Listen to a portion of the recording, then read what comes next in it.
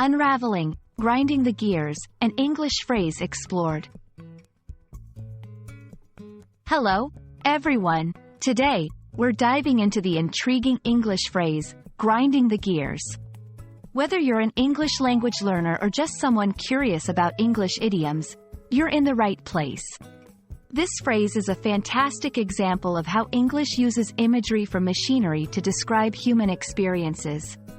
Let's explore its meaning, usage, and origins together. Grinding the gears originally comes from the world of manual transmission vehicles. When a driver shifts gears without engaging the clutch fully or properly, it causes the gears to rub against each other, producing a grinding sound. This is not only unpleasant to hear but also harmful to the car's transmission. Metaphorically, grinding the gears is used to describe a situation where someone is having difficulty transitioning from one task or topic to another, causing frustration or inefficiency. It can also refer to someone's actions that are awkward or cause discomfort in social situations. To give you a clearer picture, let's look at some examples of how grinding the gears can be used in everyday language.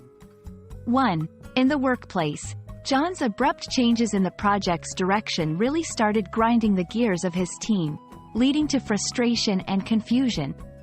2. In social situations, every time he tries to joke in serious meetings, it just grinds the gears of everyone present. 3. Learning and adaptation. I know you're new to this software, but constantly asking basic questions is beginning to grind the gears of the rest of the team.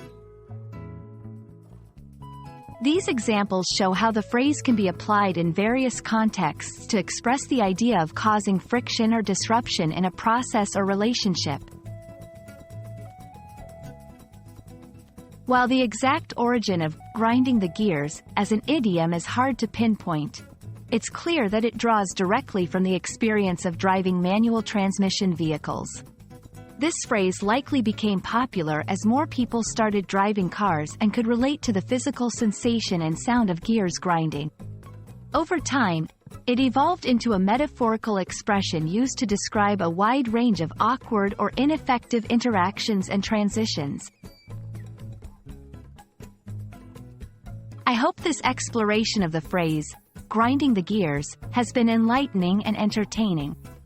English is full of such vivid idioms that capture the human experience through the lens of everyday objects and actions. Remember, language learning is a journey, and understanding idioms is a big step toward fluency and cultural literacy. Thanks for watching, and happy learning!